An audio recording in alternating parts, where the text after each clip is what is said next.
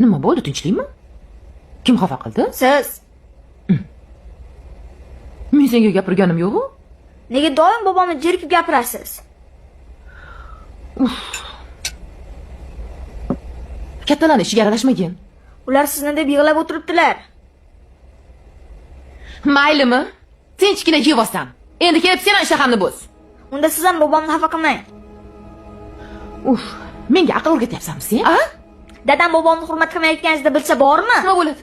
Nima bo'ladi? Menga po'pisa qilyapsanmi sen? A? Bobom yaxshi, ularni xafa qilmang. Bobosining himoyachisi. O'rgildim sendaqa himoyachidan.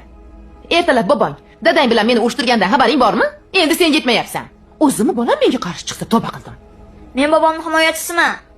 Menga desa katta xolang himoyachisi bo'l, tushundingmi? Bor, ko'zimga ko'rinma.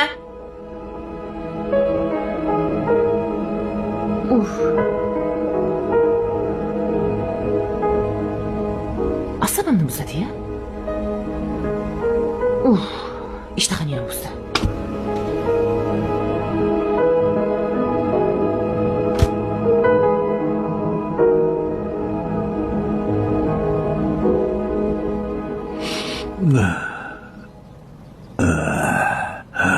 Bu kelinimni meni ko'rgani ko'zi yo'q.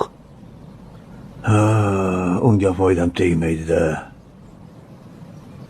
Balkim unga qarashib yuborsam menga yaxshi muomalada bo'lar.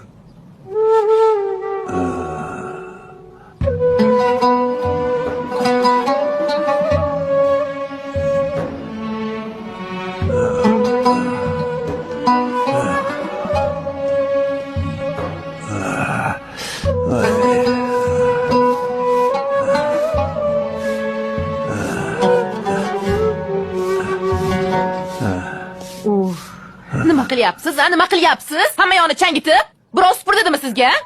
Sizga yordamlashay devdim. Hech shart emas yordamlashingiz. O'zim eplab olaman. To'g'ri supursangiz ham mayli edi, hamma yoqni chala supurib. Boring ana ko'chani supurgingiz kelsa. Xo'p. Qanaqa odam bu, Qanaqa odam bu?